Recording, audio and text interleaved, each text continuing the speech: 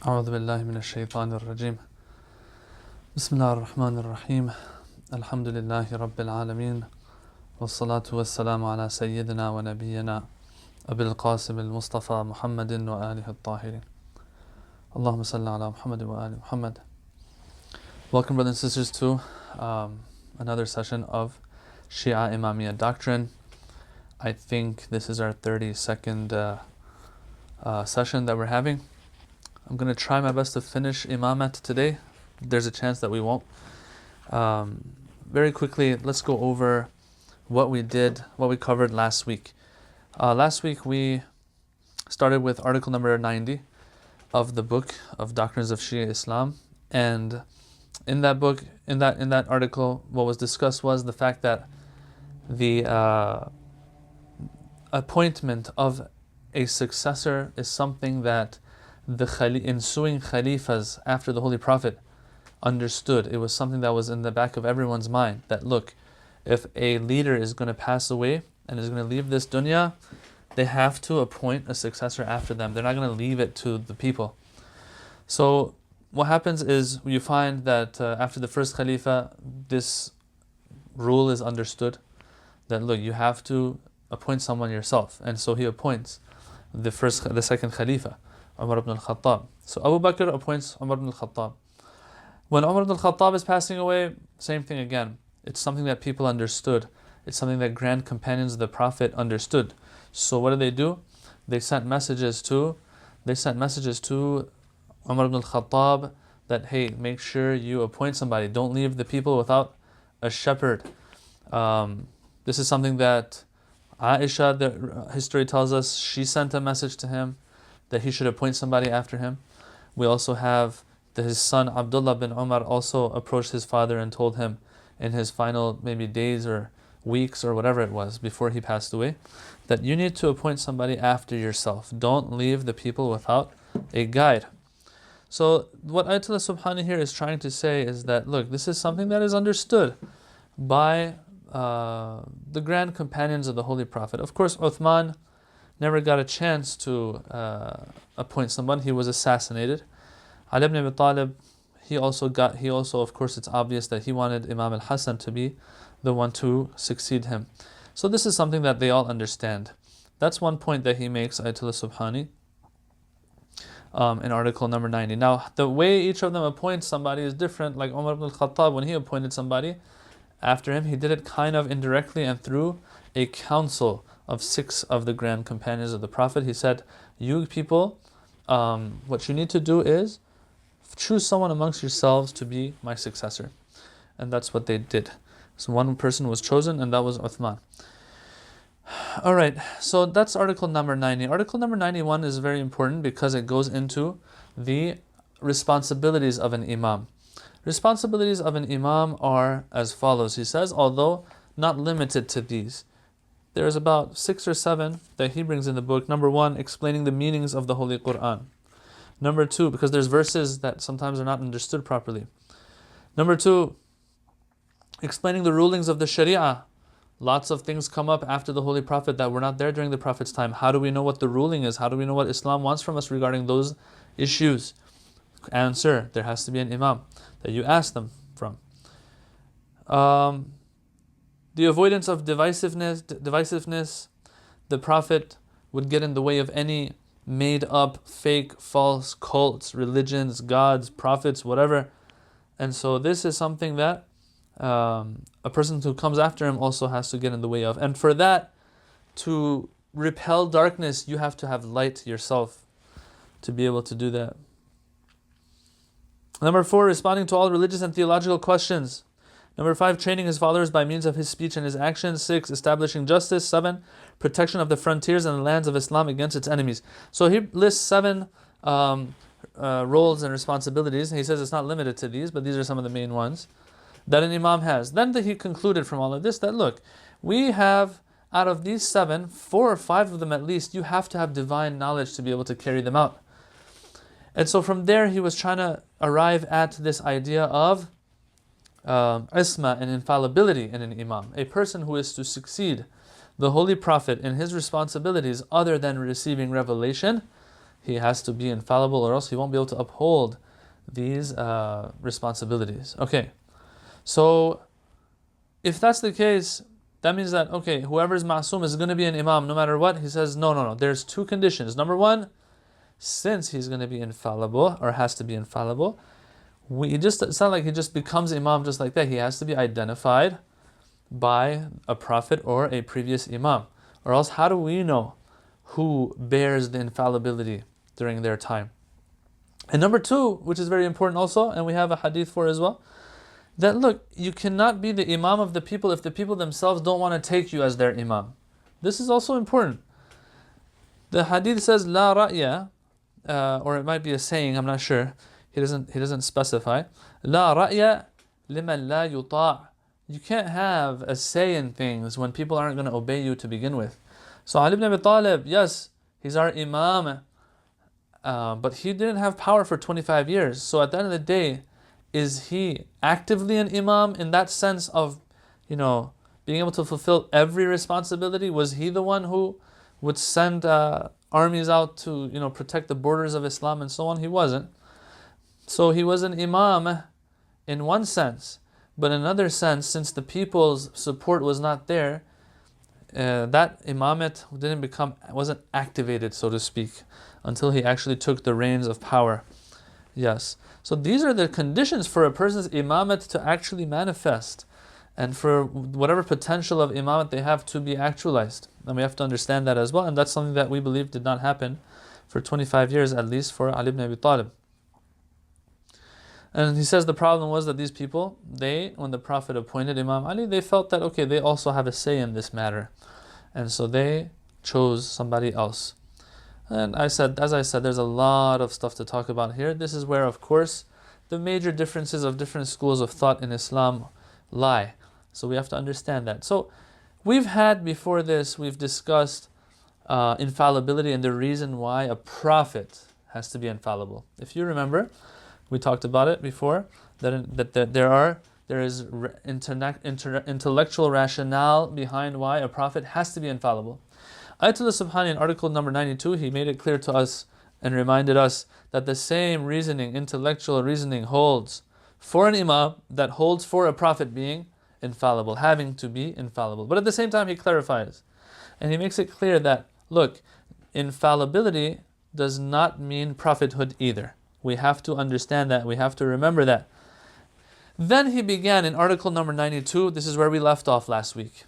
After that introduction in article 92, we get to the meat of the article, where he actually says, okay, so we have the intellectual rationale. We've already discussed that in prophethood. But in addition to that, we have textual proof and reasoning as well.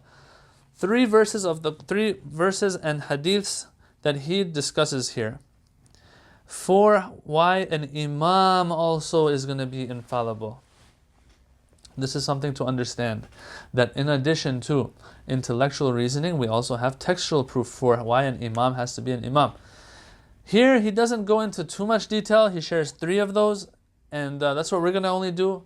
But as I've said before, there are tons of books written on these topics, right? Each of these verses has a lot of discussion, lots of back and forth. It's going to take hard work to use these verses to prove the point of infallibility. But let's get to it. Let's see what he says. The first one is the verse of Tathir. The verse of Tathir says, the famous verse 33, chapter 33, verse 33, إِنَّمَا يُرِيدُ اللَّهُ لِيُذْهِبَ عَنْكُمُ الرِّجْسَ أَهْلَ الْبَيْتِ وَيُطَهِّرَكُمْ تَطْهِيرًا. That Allah subhanahu wa ta'ala wills to remove rijs from you, O household of the Prophet, and to purify you a purification. He says, look, this verse, for it to yield the result of and conclusion of infallibility for Imams and the AhlulBayt, it's going to take some proving. It's going to take us, first of all, we have to prove that here rijs and impurity in the verse means all forms of impurity, all forms of darkness, which will also encompass ignorance. Yes, it will encompass sin. It will encompass any form of impurity, any form of bad, any form of darkness. Alright, so that's number one. Number two, it says Allah wills. We have to prove, if we're going to use this verse to prove infallibility, we have to be able to prove that when the verse says Allah, verily Allah wills to purify you from all impurities, wills here is a takwini, willing, not a tashri'i, willing. We've talked about this term before, just to remind all of us. It's sometimes Allah wills something and commands us to live up to it, like performing prayer, establishing prayer. That is a command. Yes, it's a command that we also can have a say in when it comes to fulfilling it or not. It's up to us. Those are tashri'i commands, commands of the sharia. Okay?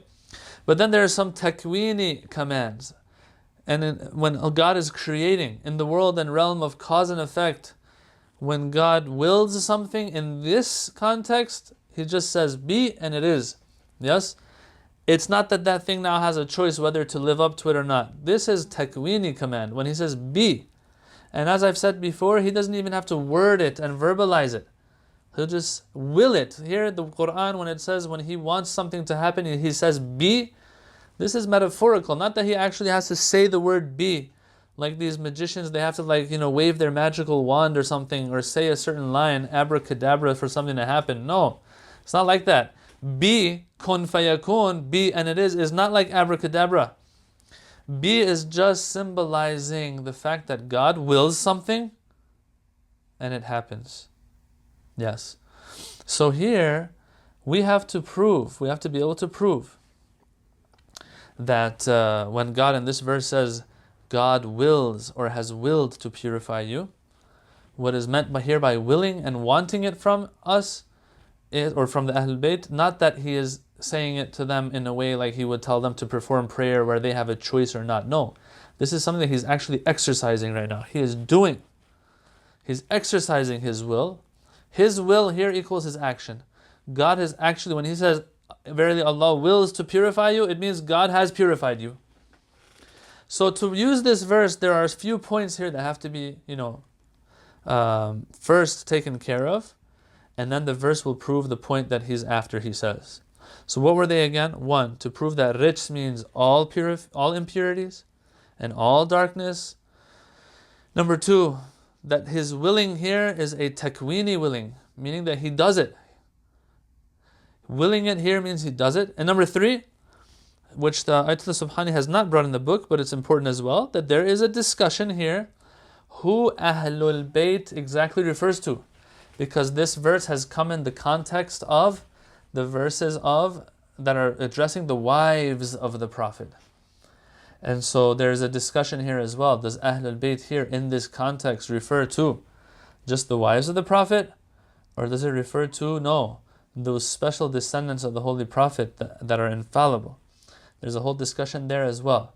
Someone might look at the context of the verses and it's very clear to them that, okay, this verse is talking about the wives of the Prophet.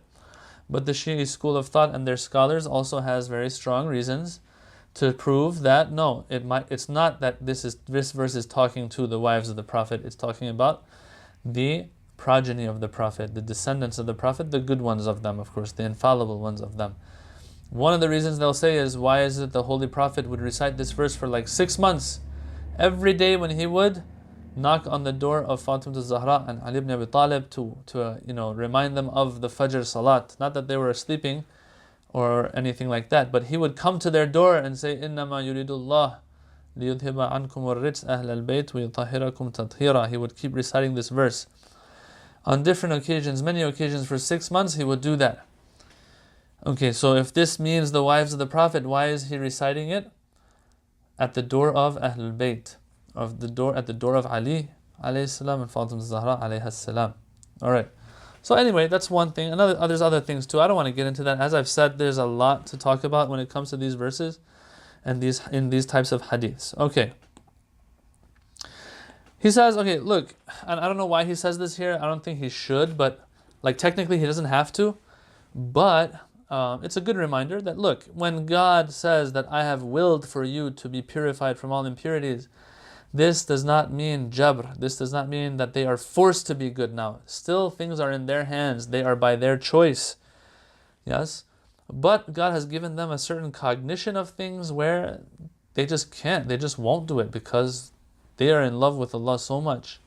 And they have an understanding of how bad and evil sins are that they'll stay away from them because of that. But that's their own choice at the end of the day.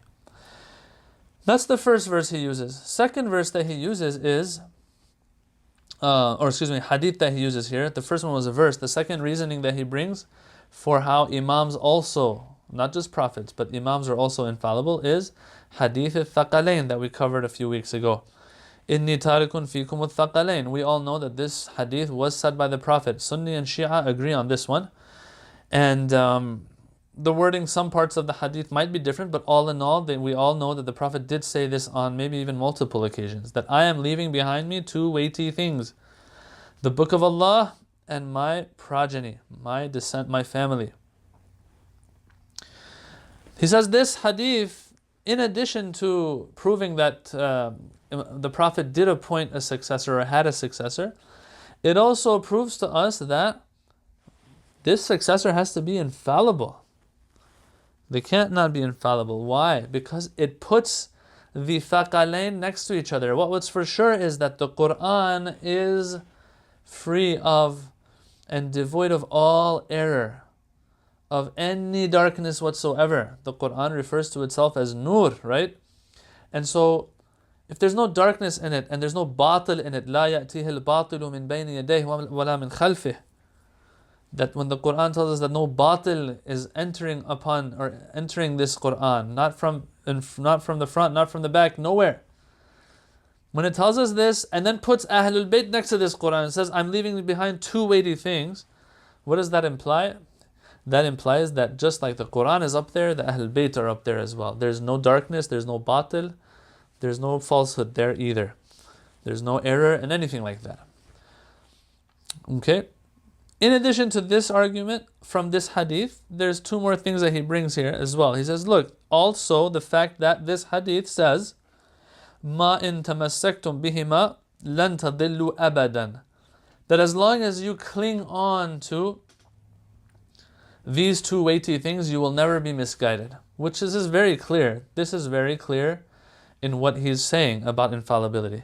If someone is not infallible, you can't make a statement like that. That, listen people, follow this person no matter what, and as long as you follow them, you'll never be misguided. That's not a true statement to make unless that person is infallible. The thing is, as I said before, a few sessions ago when we were covering Hadith al-Thaqalain, is that, look, we have to understand, this part of the hadith doesn't come in all of the versions of the hadith, especially in the Sunni books. That ma in tamassaktum bihima. It does come in some Sunni books, but they're not the first-hand ones like Sahih Muslim and the likes of that. You'll find it, for example, in Al-Mustadrak of An-Nisaburi, things like that. And those are not, they're not seen as first tier versus the Sahihain or the Masanid of the Musnads of the Sunni school. Alright, so that's the second proof he brings here. Once again, he's keeping things very concise. Number 3, the hadith of Safina, the ark, that we also covered a few weeks ago. That the Prophet said that the example of my AhlulBayt is that of the ark of Noah. Either you're on the ark and you survive, or you're off the ark, you dead, man. So, if the AhlulBayt are like that, that means that either you follow them and you're with them and you're saved, or if not, then you drown. You drown meaning your akhirah in the afterlife, you're going to be ending up in the hellfire. So he says, if this is the case also, it's very clear that this statement, this claim can only be made if everything they say or do is in line with truth and haqiqah and haqq. So these are the 3 he brings, just in passing, because it's related to this concept of imamah. Yes, he brings these textual proofs also that, look, if we're talking about imams, if we're talking about how the Prophet has to appoint imams after him, these imams also have to be infallible. Okay, moving on. He says, article number 93, he says there's 2 ways to identify an imam. 1, a prophet tells you. 2, imam tells you, obviously. if there's no way to find out except through the divine appointment, then those who are connected to the divine will know who is to follow, who is bearing and carrying that infallibility and in imamah. All right. He says, look, we have 12 imams. These are their names. And he lists them. I'm not going to go through their names. But the reason for 12 now. Okay, so how far did we get? We went, first of all, the Prophet had to appoint someone after him. We believe it was Ali ibn Abi Talib. Then after that, if the Prophet's going to appoint everyone, if anyone's going to be an imam after the Prophet had certain responsibilities. Those responsibilities now are carried on to the one to succeed him. And to do that and to be able to live up to all those responsibilities, they have to be infallible. Number two. Number three, now he's talking about the number of these imams. They're 12. What's your reason for it? Is there intellectual reasoning and rationale that it's 12? Nope. If Allah had not told us, if the imams had not told us, and the Prophet had not told us, we wouldn't have known it was 12. It can be 14, it can be 20, it can be 100 infallible imams. But we have textual reasons and proof for that they're going to be 12. Now here he tries to give it a Sunni touch as well. And so he brings a hadith that we find in Sunni sources as well. And yes, it's accepted by all. That the Prophet said, لا يزال الدين منيعا إلى 12 خليفة. Or that he said, لا يزال الإسلام عزيزا إلى 12 خليفة. What does that mean? That means that the deen and religion shall have honor and dignity and will keep its head high and will persist and survive until 12 Khalifahs come. For the duration of the life of these 12 Khalifahs, Islam will be a great religion. But the problem, as you can see, brothers and sisters, the Prophet in these hadiths that exist in Sunni and Shi'i sources, the Prophet has not identified who these 12 are. That's the thing though. So what's for sure is if you're going to have Khalifahs, if you're going to believe in Khalifahs, or you're going to believe in Imams, the ones that matter are 12. And that's not going to be 10, it's not going to be 13 or anything like that. So Atul Subhani, he goes through the ones that we believe in to be the 12. Yes, Imam Ali ibn Abi Talib, Hassan ibn Ali, Husayn ibn Ali, Ali ibn al-Husayn, Muhammad ibn Ali, Ja'far ibn Muhammad, Musa ibn Ja'far, Ali ibn Musa, Muhammad ibn Ali, Ali ibn Muhammad, Hassan ibn Ali, which is the 11th Imam, and the 12th Imam. Okay, who are they in the Sunni school then? That's the question. I'm just saying this on the side to satisfy your curiosity, if any of you are curious out there listening to this. Who are these 12 in the Sunni school of thought? Well, there's different ideas here and different postulations. I'll just read to you what Ibn Taymiyyah says, which he does not, of course, represent the Sunni school of thought in its entirety at all. But in this day and age, he is being introduced and kind of shoved down the throat of the people as Shaykh al-Islam, the one who represents the Sunni school of thought and the mainstream Sunni school of thought today. But when you look into it, you find that no, he's not mainstream, but of course he will be respected by a lot of people out there. So what does he say? I just want to read to you from his book, Minhajus Sunnah. If I can just find it, hopefully. Yes, he says, وَهَكَذَا كَانَ فَكَانَ الْخُلَفَاءُ أَبُو بَكْرَ وَعُمَرْ وَعُثْمَانْ وَعَلِي. Now the Khulafa were these four, Abu Bakr, Umar, Uthman, Ali.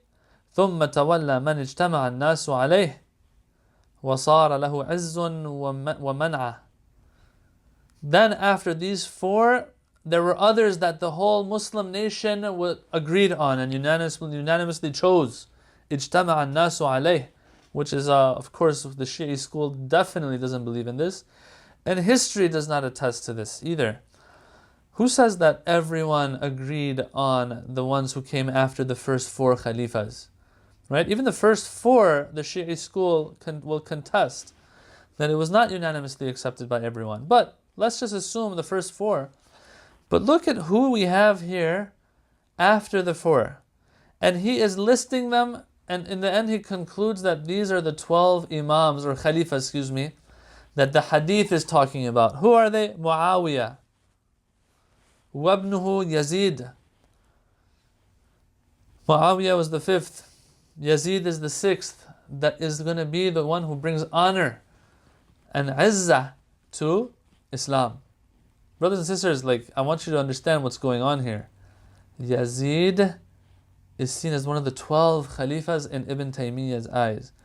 I don't think lots of Sunni brothers and sisters like Yazid or respect him because of all. Forget about Ashura and what happened there. That itself is enough. But some people question it. They say, Yazid was not involved in the killing of Imam Hussein directly. Ubaidullah bin Ziyad did things on his own, and it's his fault. Okay, fine, whatever. Let's not even talk about that. Although we totally disagree with that, and we have our reasons to be against that. And of lots of Sunni brothers and sisters out there also do not have respect for Yazid, because in the end they understand that it was because of him that Al-Hussein alayhi salam got killed. But let's just assume that's not the case. What about the 3-day massacre that happened in Medina, like a year or two after Ashura took place? What about the catapulting and setting ablaze of the Kaaba and Masjid al-Haram during the time of Yazid? It's because of these things that a big number of our Sunni brothers and sisters do not respect Yazid. Yet we find here that Ibn Taymiyyah brings Yazid as the sixth of those 12 great Khalifahs. Then who after him? Abdul Malik, and then his 4 children, وَبَيْنَهُمْ Umar ibn Abdul Aziz. Alright, so the 12 are there in the hadith. They've been mentioned by number, but not by name. The Shia school of thought will have hadiths where the Prophet actually mentioned them by name as well. But what's important here is that we're going through Shia Imamiyya doctrine. Yes? And this is what the Shia believes in, that they are 12. And these 12 are who? The ones that I mentioned the names of. Article number 94 talks about how love of this family and progeny of the Holy Prophet is one of those things that every Muslim agrees on, based on the Quran. Surah Shura, verse 27. It doesn't matter if you follow the Imams as your Imams and the ones that you look at as infallible, or no, you look at them as fallible beings, as some of the Sunni brothers and sisters look at, or the majority look at, and mainstream Sunni Islam looks at. It doesn't matter if you look at them as infallible or just normal people who are descendants of the Holy Prophet. What's for sure is that there has to be love of them. This is important. قُلْ لَا أَسْأَلُكُمْ عَلَيْهِ أَجْرًا إِلَّا الْمَوَدَّةَ فِي الْقُرْبَى, that the Holy Prophet said in this verse of the Quran is telling the Prophet to say, actually, O Prophet, tell these people, I don't want anything as compensation for what I'm doing of delivering the message of God to you. This is not something our Prophet said. Previous prophets said the same thing as well. When you look in the Quran, they say this, وَلَا أَسْأَلُكُمْ عَلَيْهِ مِنْ أَجْرٍ in ajriya illa ala Allah, that my ajr, my reward, my compensation, well, the word compensation is not good. My reward is in Allah's hands. I don't ask you for anything. Previous prophets said the same thing too. But it's interesting how the Holy Prophet of Islam, he says, I don't ask you for any reward, but yes, there's one thing I do ask you for. So he's different than previous prophets. Well, what is that reward that you're asking for? Well, it's not even a reward. It says it's al-mawaddata fil qurba. I want you to love my close relatives. Of course, the righteous ones of his close relatives, or else Abu Lahab was a close relative of his as well. But he is someone that the Quran has sent its la'na upon. Yes. Why is it so important to love them? He says because the least is that you take them as your role models. You want to be like them. Yes? You cannot take someone as your role model when you dislike them. Now I want to read the rest of this article off of the book, what he says. Article 94. He says,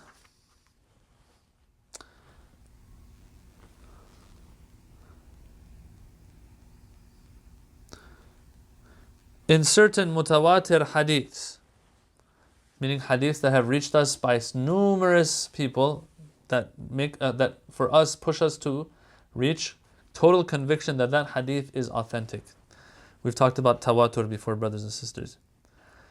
In certain mutawatir hadiths, it is related that love of the Prophet's AhlulBayt is a sign of faith, and enmity towards them a sign of faithlessness and hypocrisy. Whoso loves them loves the Prophet and God, and whoso opposes them opposes God and His Prophet. In principle, loving the family of the Prophet is one of the obligations of the faith of Islam, about which there is no doubt or confusion. This is the important part. Like when we say it's unanimously accepted, meaning like if you don't have it, you might be outside the fold of Islam even. And all Muslims are at one as regards this principle, except for one group known as the Nawasib, who are, for this very reason, regarded as having left the faith of Islam. See, this is very important. There were some people, in the past especially, maybe there still exists today, but they're much, much less in number. But they were there in the past who would seek closeness to God through disliking the family of the Holy Prophet. And these were people of Bani Umayyah, people who adhered to that version of Islam of Bani Umayyah. So other than that, this is something that everyone understands, everyone accepts. Love of the Ahlul Bayt. Alright, so we're done with that section of Imamah. And finally, we move on to article number 95. Articles 95 and onwards have to do with the 12th Imam in particular. Everything that could have been said that was related to all of these Imams as a whole was said by him so far. Of course, in a concise manner. Their infallibility, their number, all that stuff. But now he singles out the 12th Imam because the 12th Imam is a little different than the rest of the Imams. This 12th Imam is different in the sense of how he's still alive today, according to the Shia school of thought, and that he is fulfilling certain responsibilities, and that there are certain questions and challenges put forth regarding him, his existence, and so on and so forth. So Ayatollah Subhani wants to address some of this as well. He keeps it, once again, very concise. There's room for a 20-hour course on the 12th Imam alone, and all the things that have to do with this concept and this topic. Inshallah, one day, Mizan will have that ready, and we can go around and share that information with our brothers and sisters across this part of the world. Now, Article 95 starts with this.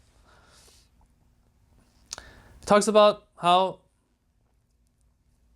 everyone in Islam believes that, and it's ijma', consensus, that there will be a final savior who will come to save mankind from all the trouble it's gotten into. And of course, as you all know, this concept, this messianism, is not just in Islam, it's in other faiths as well. You'll find it in Christianity, you'll find it in Judaism, you might even find it in non-Abrahamic faiths as well. Alright, what do we have here? Well, he says we have 657 hadiths regarding this final savior. Sunni, Shia, everyone believes in him for sure, without a doubt. You can go on YouTube right now, you can Google it, you can YouTube it, you'll find lectures on it from Shia scholars, Sunni scholars, everywhere. That this 12th Imam, or this final, let's not call him 12th Imam here, this final savior is going to come one day.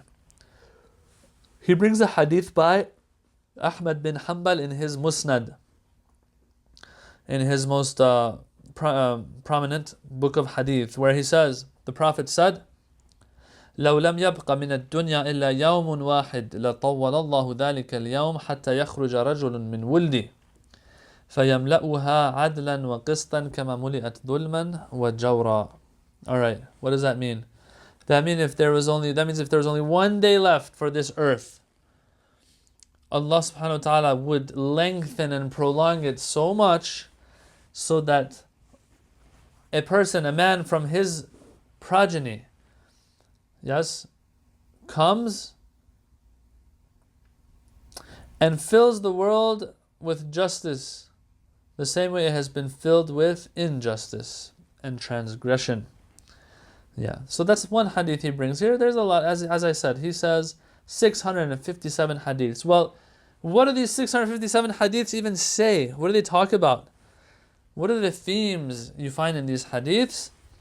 Article number 96 gives us a list of 12.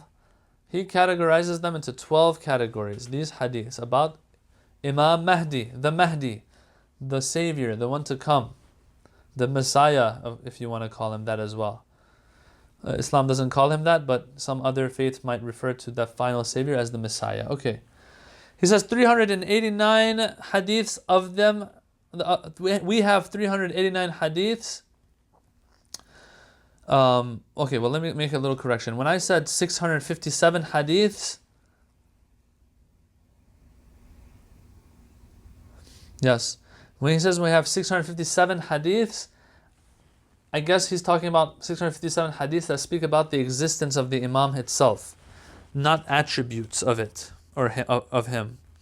According to the estimates of the scholars, there are 657 hadiths on this subject. But then when he breaks it down, yes, and he gives 12 categories, he categorizes the hadiths into 12 categories. The sum of the numbers he gives is, of course, more than 657, so I don't know how that adds up. But anyway, let me just read off of this for you. He says, we have 389 hadiths that tell us that he, the 12th Imam, the Savior, is going to be from the AhlulBayt of the Prophet. 214 hadiths that he's going to be the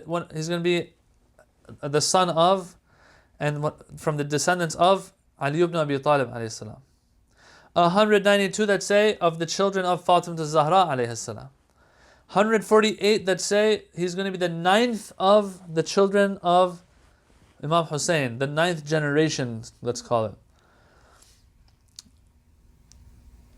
185 that say he's going to be of the children of Zayn al-Abidin, Ali ibn al-Hussein alayhi salam. 146 that he's going to be the son of Imam Hassan al-Askari alayhi salam. 136 that say he's the 12th Imam of the Imams of AhlulBayt. 214 hadiths speak of his birth, it says. 318 hadiths talk about how his life is going to be long.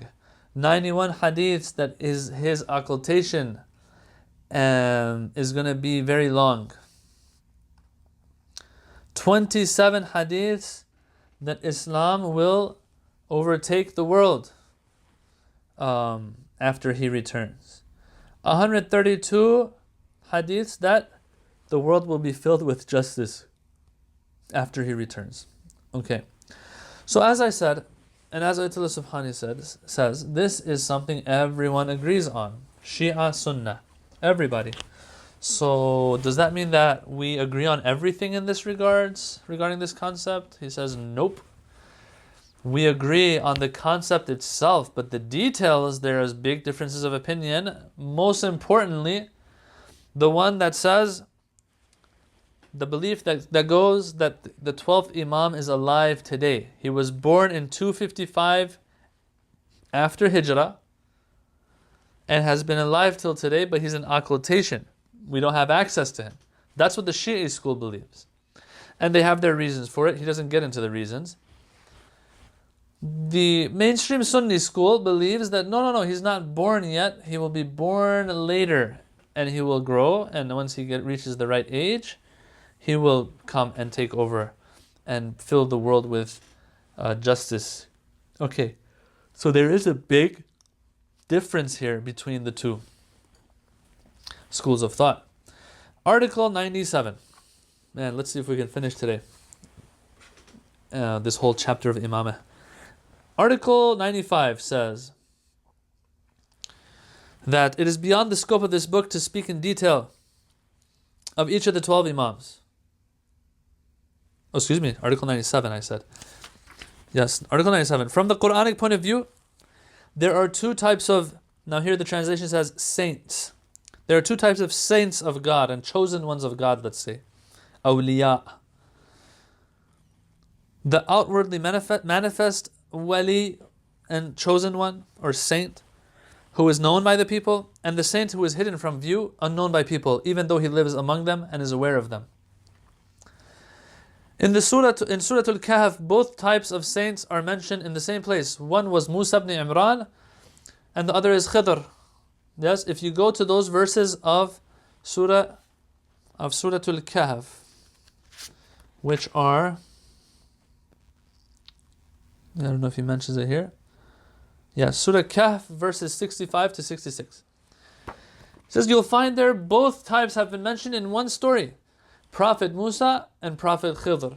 Prophet Musa was ordered by God to go and be with one of God's chosen ones. The Quran doesn't call him by his name or mention him by his name, Khidr, but we know it was him. And Prophet Musa goes to him and says, I have to learn certain things from you. And you all know the story probably. You can read about it in the tafsir books as well.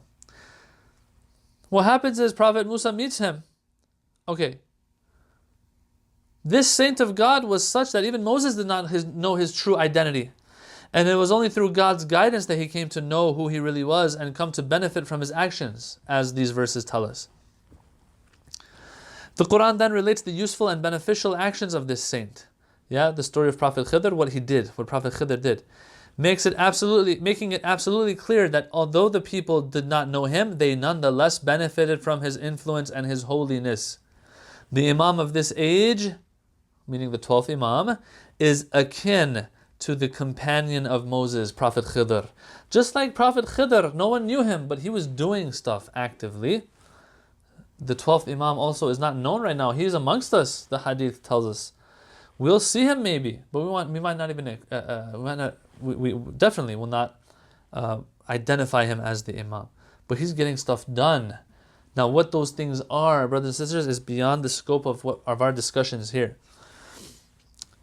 The Imam of this age is akin to the companion of Moses, namely Prophet Khidr, being unknown even while being a source of beneficence for the Ummah and the people. Thus, the occultation of the 12th Imam does not imply any separation from the community, and it shouldn't.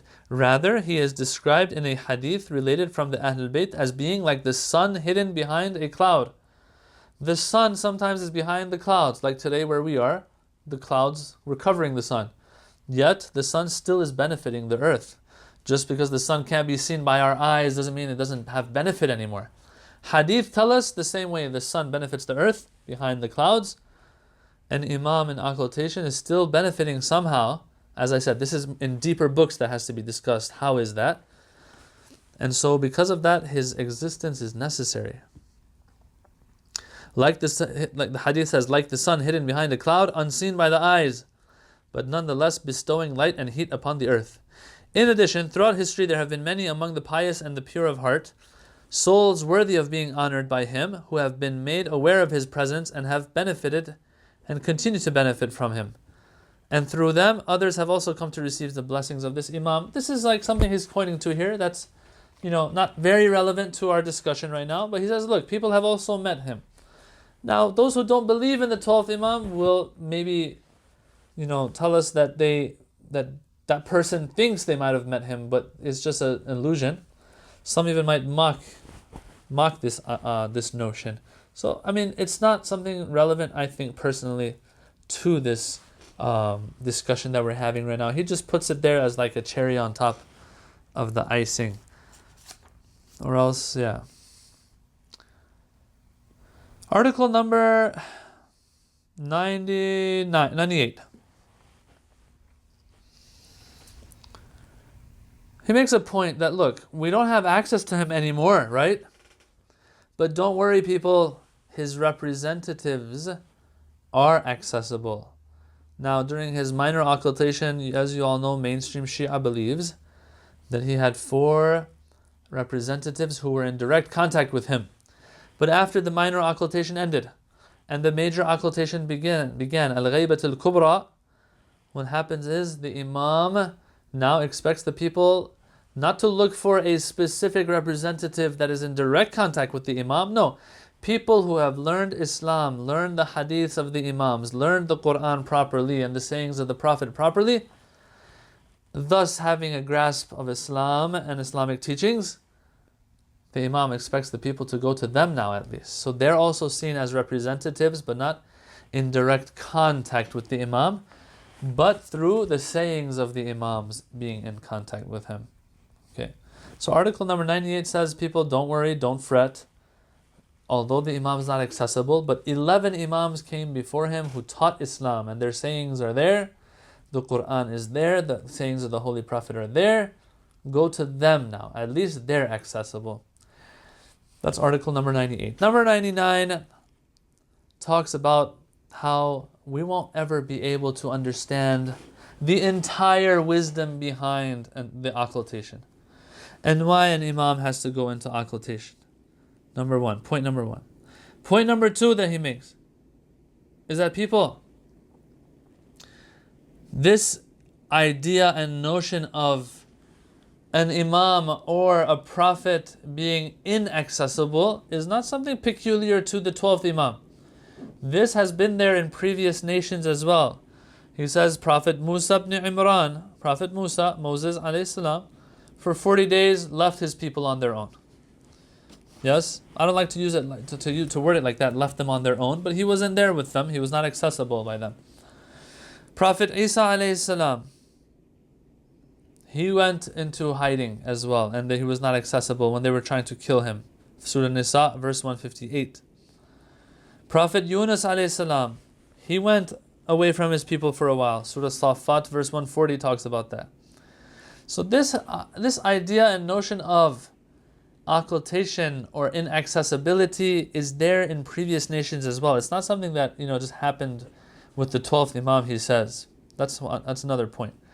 A third point he makes here is in article number 99 is, just because we cannot understand all the reasoning behind it, all the wisdom behind it, doesn't mean that now we deny it. This is so important. This is a rule that applies not to just this topic, but to any topic. There are some people who can't understand why there is suffering and evil in this world. What do they get out of this? What they get out of it is that there must be no God. And they question and undermine the whole existence of God because they can't find the answer to their questions. Just because a person can't find the answers to their questions doesn't mean they should question the whole institution now and the whole system either. That's another point he reminds us of as well. Maybe it's I was going to read off of the book, but I don't think it's necessary. I think it's pretty clear. And finally, in article number 99, he makes this point and drives this point home that people, if there's a reason for why he's in occultation, then until that reason is still there, he will not come out of that occultation either. And so the world has to be ready for his return as well. Once again, this is a notion that you will find in other faiths as well. It's not just Islam.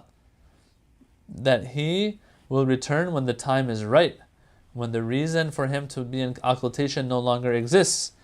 And now we have some hadiths that have mentioned some of those reasons, but it's not limited to them. So like for example, he brings the hadith by Imam al-Baqir alayhi salam, that he says that where there will be an occultation before the return of the 12th Imam. And so the person that's with the Imam al-Baqir, asks why that is the case. Why does he have to go into occultation? The Imam replies to prevent his assassination and killing. If he is accessible, and identifiable, people will go after him. And so that's why he's going to be in occultation. This hadith doesn't say it's the only reason. We have maybe other hadiths that will tell us, he says here, that will tell us that it is to refine the people, to test the people, things like that as well. So there's many different reasons. Until those reasons have not been accomplished, He's not going to return. That's the point that he makes in the end of article number 99. Moving on to article number 100, which brings us to the 2/3 mark of this book. Alhamdulillah, we're finished 99 articles. We're at the 100th article. This book comprises of 150 articles. So we have 50 articles to go. This means we've gone 2/3 of the way. Alhamdulillah. Article number 100 kind of gives an answer to a question some people might have, that hey, if the point of an imam was to guide the people and all that kind of stuff and help the people in their religion, then what's the point of an imam that is in hiding or is in occultation, let's call it? Because ghaiba doesn't mean hiding. That's not a good equivalent for the word. He makes a good point here.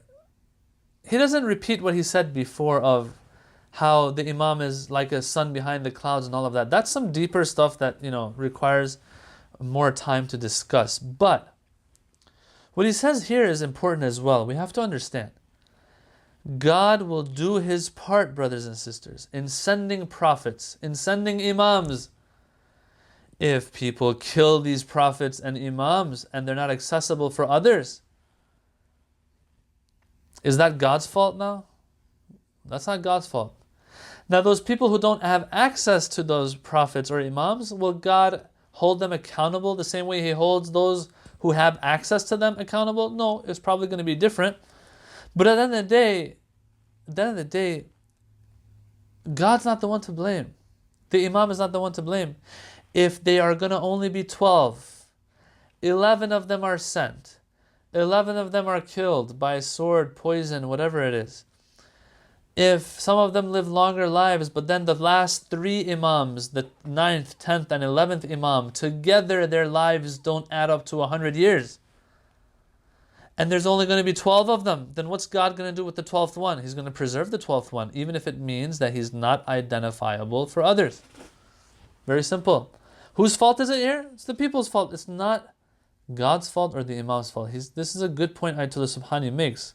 Ayatollah Subhani in Article 99, I think he keeps it real, Article 100, he keeps it real, people.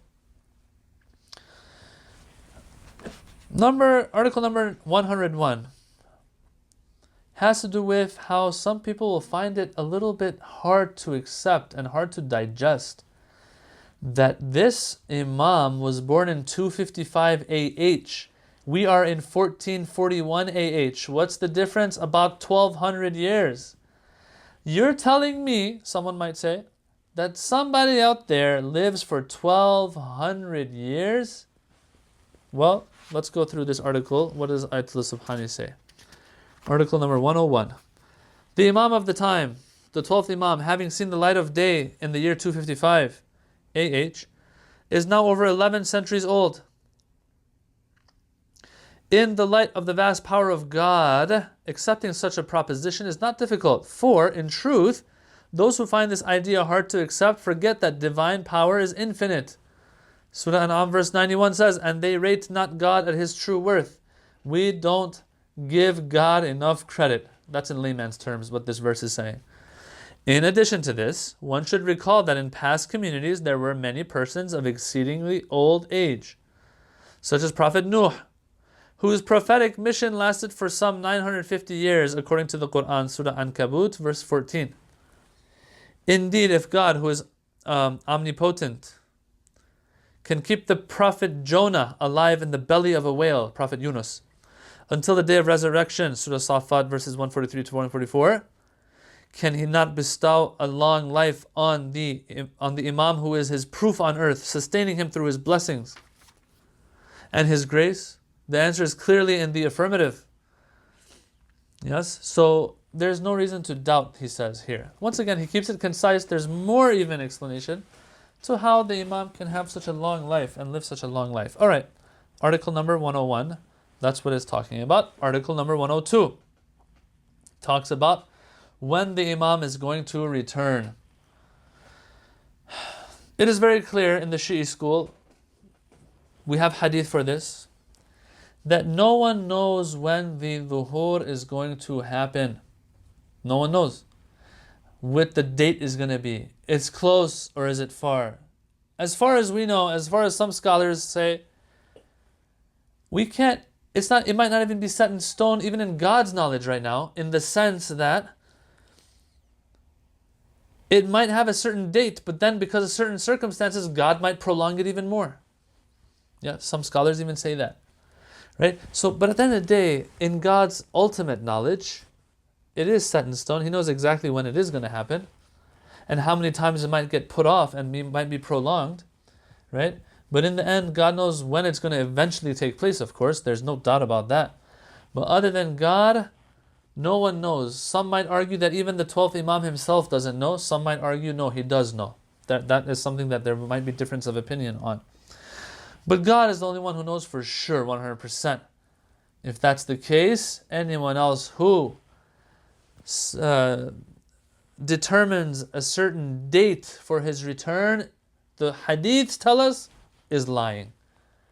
كَذَبَ الْوَقَّاتُونَ, the ones who give a waqt, a time, determine a time for his return, are lying, the Hadith tells us.